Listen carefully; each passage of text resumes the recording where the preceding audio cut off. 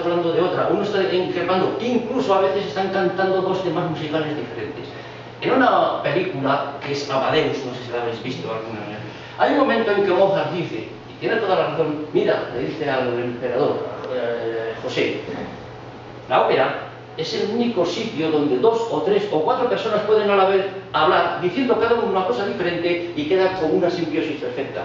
Esto en el teatro, en el momento que 2 personas hablan a la vez, no nos enteramos de nada. En el momento que las tertulias, estas tertulias que estamos acostumbrados a ver en los telebasuras por ahí que hablan todos, 2 o 3 a la vez, nadie se entera de nada. Sin embargo, en la ópera sí. Lo veremos después, pero vamos a ver este dueto ahora, que cantan Cecilia Bartoli y Philip Jaruski, y veréis como los dos que están como increpándose, es un contratenor que hace de soprano y una mezzosoprano que hace de tal.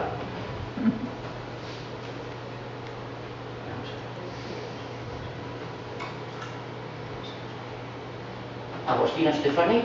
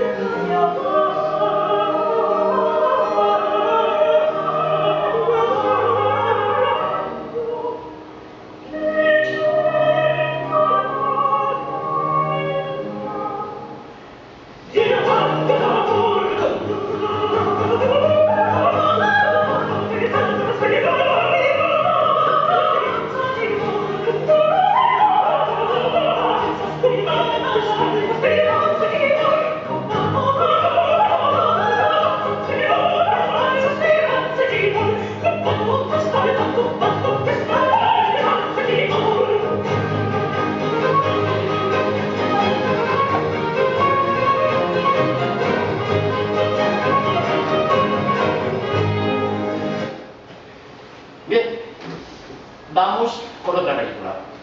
Ahora tenemos el barroco y nos vamos al clasicismo. La primera